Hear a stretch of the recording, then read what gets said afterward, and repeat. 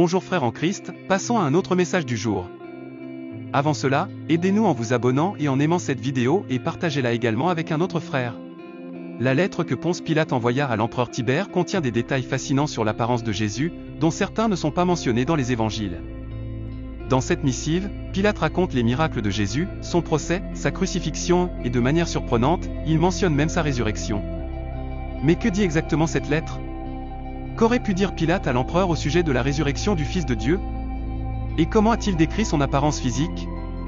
Pilate commence sa lettre adressée à Tibère César, l'empereur, par ces mots, « Salutations, Majesté ».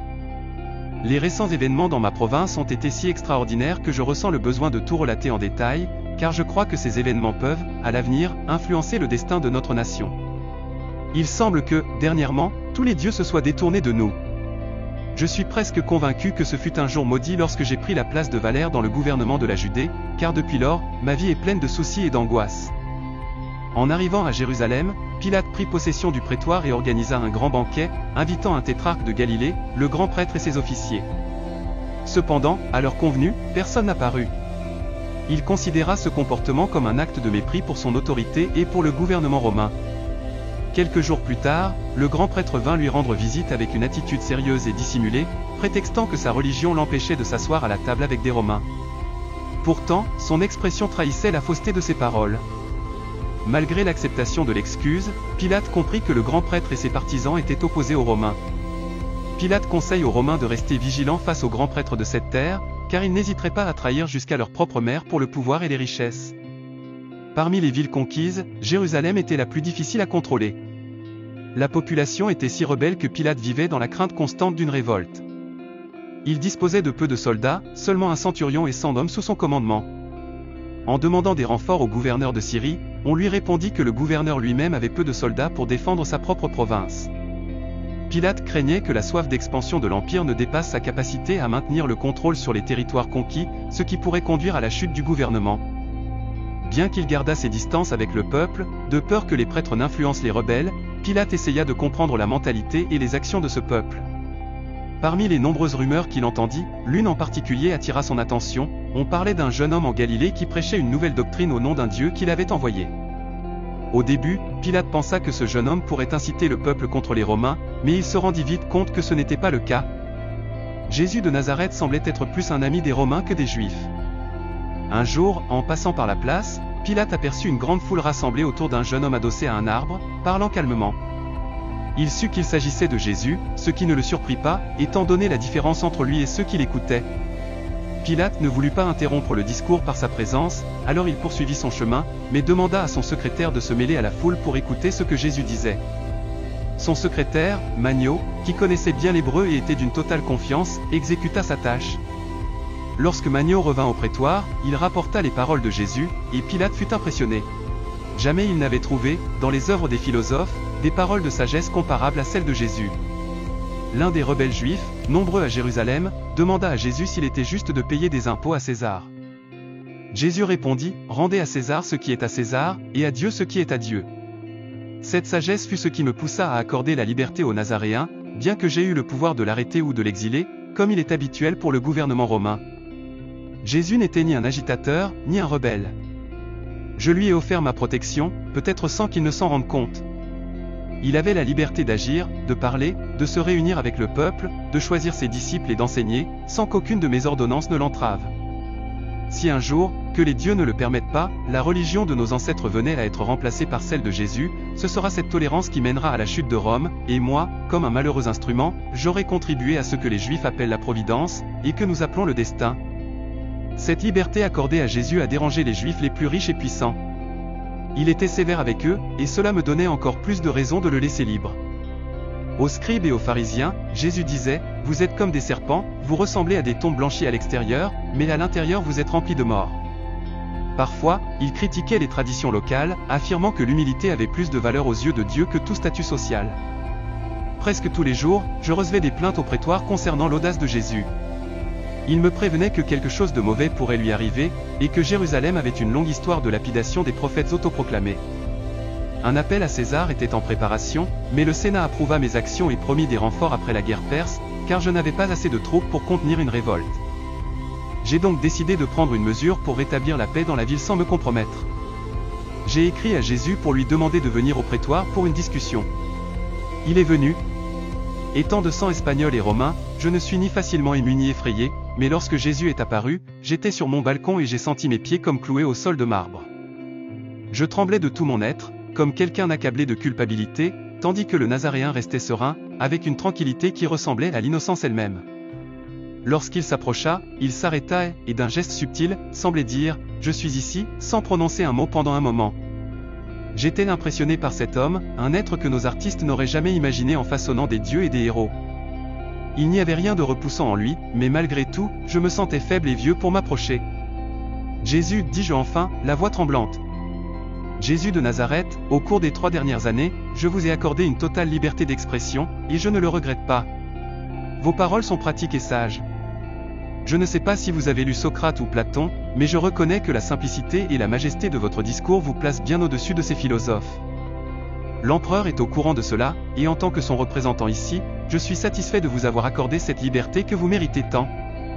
Toutefois, je dois vous dire que vos paroles ont attiré de puissants ennemis, trompés par leur propre ignorance. Socrate aussi avait des ennemis et finit par en être victime.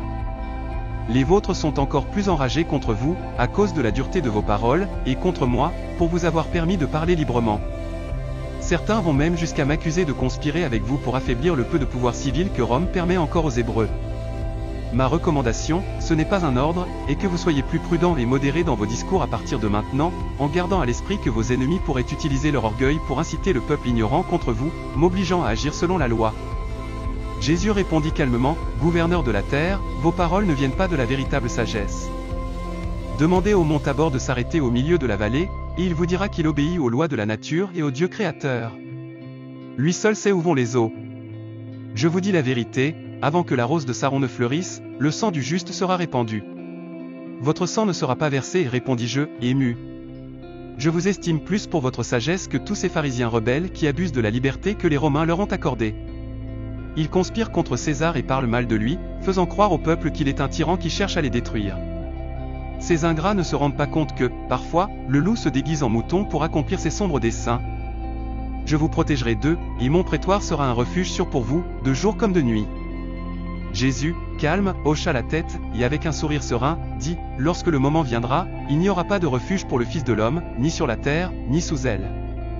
Le véritable refuge est dans les cieux. Ce que les prophètes ont écrit s'accomplira. » Inquiet, je répondis, « Vous m'obligez à transformer ma demande en ordre. La sécurité de cette province, sous ma responsabilité, l'exige. Vous devez modérer vos discours. Ne désobéissez pas à cet ordre, vous n'en connaissez pas les conséquences. » Jésus, imperturbable, répondit, « Que le bonheur vous accompagne. Adieu, prince de la terre. Je ne suis pas venu dans ce monde pour apporter de l'inquiétude, mais la paix, l'amour et la charité. Je suis né le même jour qu'Auguste César a apporté la paix à l'Empire romain. Les persécutions ne viennent pas de moi, mais je suis prêt à les affronter, car c'est la volonté de mon Père qui m'a montré le chemin. » J'ai tenté de contenir ses paroles et lui dis, « Ce n'est pas en votre pouvoir de retirer la victime de l'autel de l'expiation. » En disant cela, Jésus s'éloigna, telle une ombre lumineuse derrière l'horizon, ce qui me procura un grand soulagement, car sa présence était un fardeau que je ne pouvais supporter.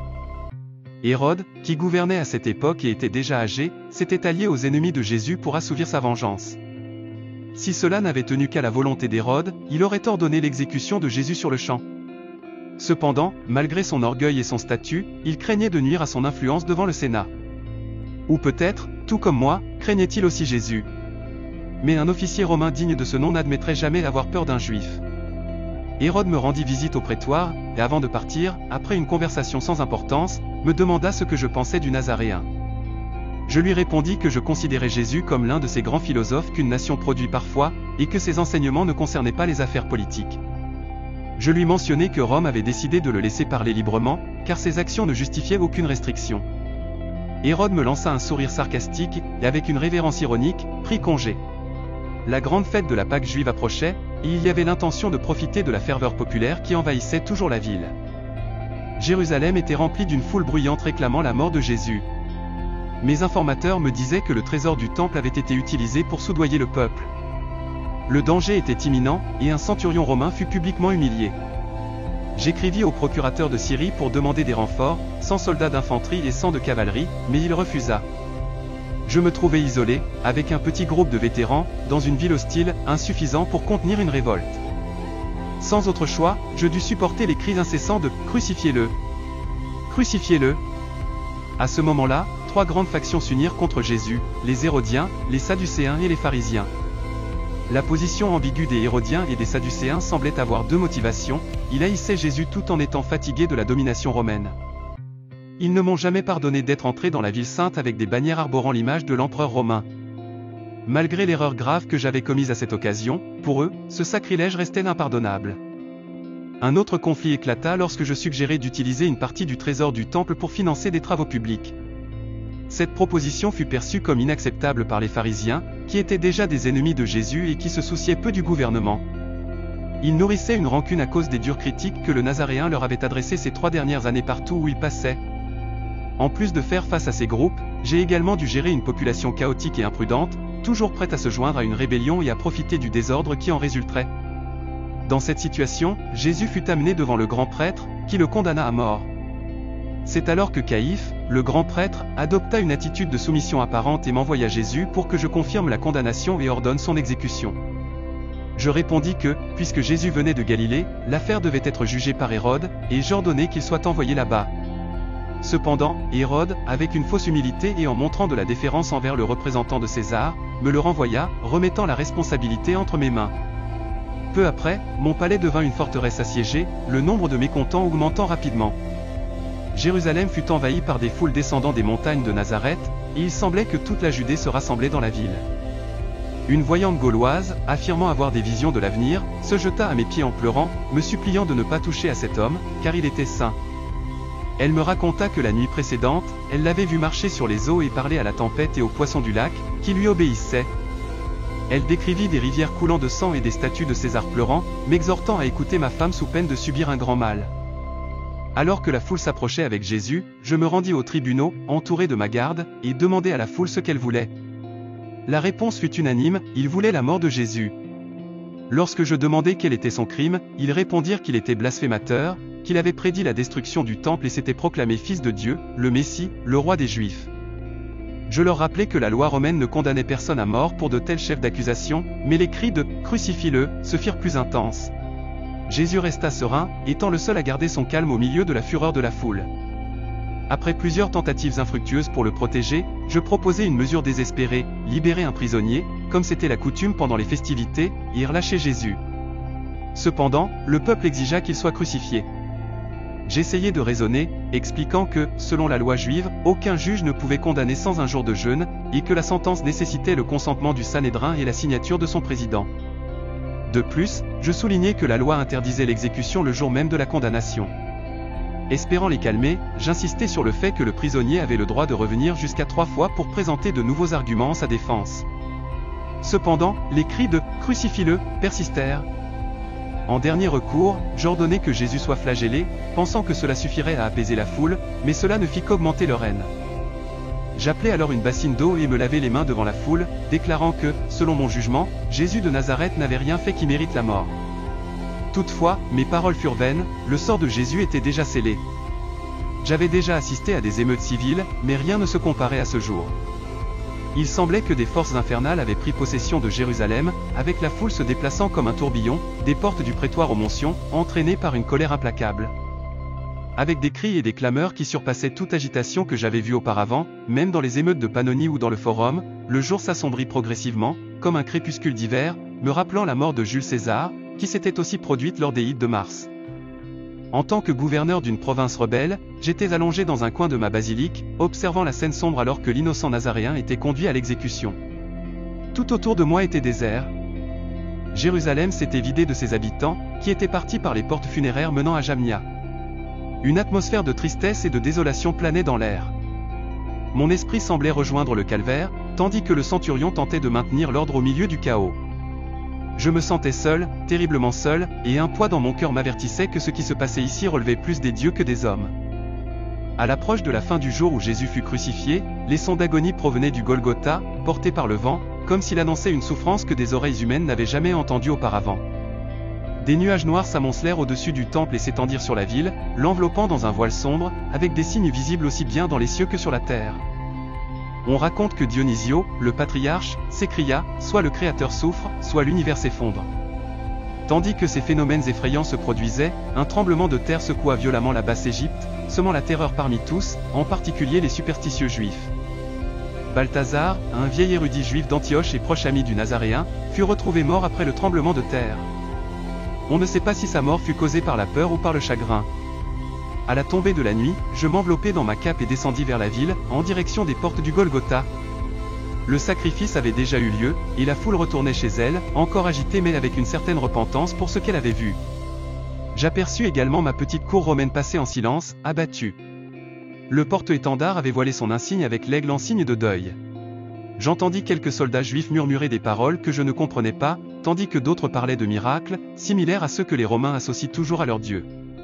À plusieurs reprises, des groupes d'hommes et de femmes s'arrêtaient et regardaient en arrière, vers le mont du Calvaire, comme s'ils attendaient un nouveau signe. Je retournai au prétoire avec le cœur lourd. En montant les escaliers encore tachés du sang du Nazaréen, je remarquai un vieil homme à genoux, en prière, entouré de Romains qui pleuraient. L'homme se jeta à mes pieds, pleurant amèrement. Voir un vieillard pleurer est toujours douloureux, et mon cœur, déjà alourdi de tristesse, fut encore plus touché. Nous pleurions ensemble, et il semblait que tous ceux qui étaient là, lui comme de nombreux membres de la foule, étaient au bord des larmes. Je n'avais jamais rien vu de tel. Ceux qui l'avaient trahi, vendu et crié contre lui, les mêmes qui avaient réclamé sa crucifixion, avaient disparu comme des lâches. On me dit que ces hommes avaient rincé leur bouche avec du vinaigre, en référence à ce que Jésus avait dit à propos de la résurrection et de la séparation des morts. Si cela s'était produit, ce fut là, devant cette immense foule. « Père, demandai-je, après avoir repris mon calme, qui êtes-vous et que désirez-vous » ? « Je suis Joseph d'Arimathie, répondit-il, et je viens demander l'autorisation d'enterrer Jésus de Nazareth.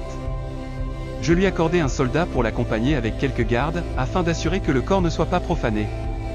Quelques jours plus tard, le tombeau fut retrouvé vide, et les disciples commencèrent à proclamer que Jésus était ressuscité, comme il l'avait prédit. Cela provoqua encore plus de remous que sa propre mort. Je ne peux pas affirmer avec certitude ce qui s'est réellement passé, mais j'ai enquêté en profondeur sur cette affaire. Vous pouvez vérifier par vous-même et décider si j'ai fait erreur à un moment donné, comme l'affirme Hérode. Joseph utilisa son propre tombeau pour enterrer Jésus, mais s'il savait ou avait prévu quelque chose à propos de la résurrection, je ne peux pas l'affirmer.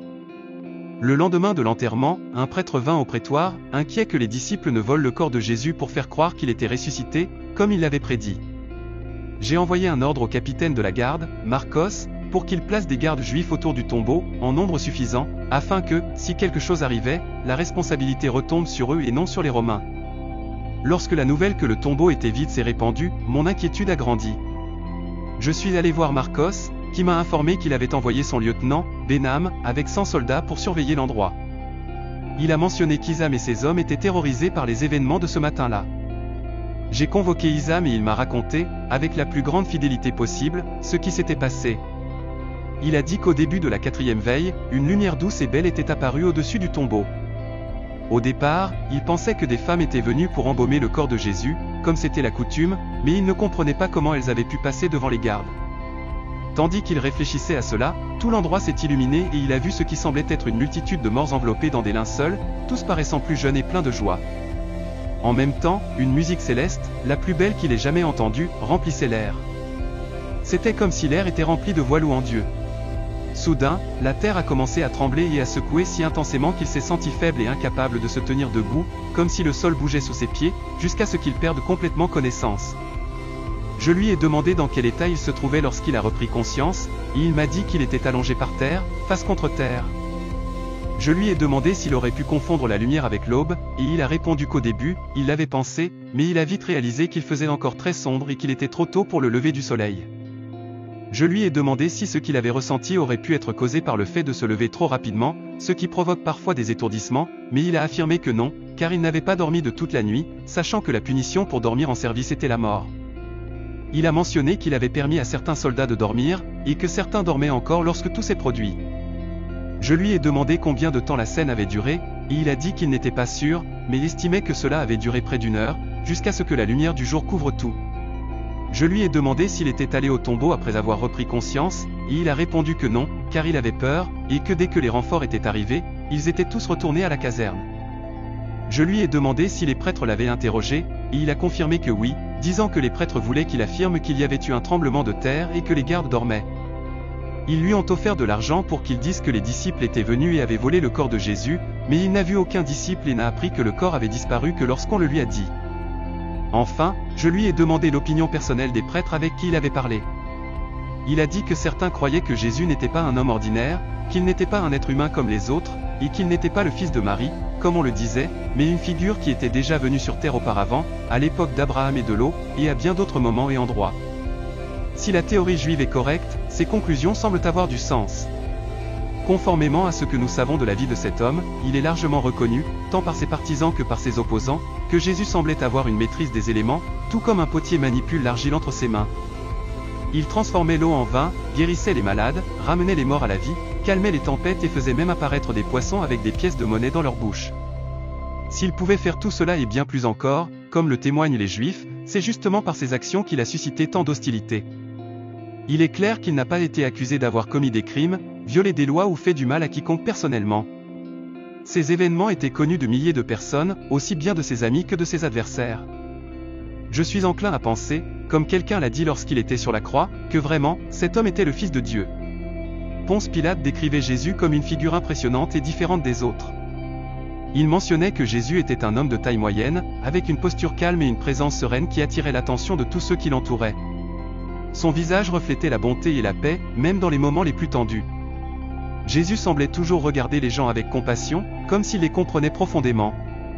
On disait qu'il avait les cheveux longs et doux, tombant harmonieusement sur ses épaules. Ses cheveux étaient décrits comme légèrement ondulés, de couleur châtain clair ou même blond, ce qui le faisait ressortir parmi les habitants de la région. Ses yeux étaient l'une de ses caractéristiques les plus remarquables, décrits comme profonds et pénétrants, avec des teintes variant entre le châtain clair et le bleu, selon ceux qui les décrivaient. Ses yeux exprimaient un mélange de sagesse et de bonté, tout en manifestant une fermeté qui semblait comprendre les mystères de la vie et du cœur humain. Sa peau était décrite comme claire, avec une texture douce, semblable à celle de quelqu'un qui travaille en plein air, mais qui conservait une apparence saine et soignée. Son visage était considéré comme beau et symétrique, avec des traits qui inspiraient confiance et respect. Ce n'était pas un visage commun, mais un qui transmettait de l'autorité sans être intimidant ou menaçant. Jésus portait également une barbe pleine et bien taillée, ce qui ajoutait une certaine maturité et un air de respect à son apparence. Maintenant, noble souverain, voici le récit le plus fidèle que je puisse présenter sur cette affaire. J'ai pris soin de rapporter tout en détail afin que vous puissiez juger ma conduite de manière juste, car je sais que de nombreuses critiques ont été portées contre moi dans cette affaire. Avec des promesses de loyauté et de respect envers mon souverain, je demeure votre plus obéissant serviteur. C'est ainsi que se termine ce récit chargé d'émotions, de réflexions et de mystères qui continue de fasciner l'humanité des siècles après les événements décrits. Si cette vidéo a été une bénédiction pour vous, n'hésitez pas à la partager avec d'autres. Si vous avez apprécié ce récit, explorez-en davantage sur ce mystère et d'autres encore. Cliquez sur l'une des 2 vidéos qui apparaîtront à la suite. Que Dieu vous bénisse et vous protège toujours. Amen.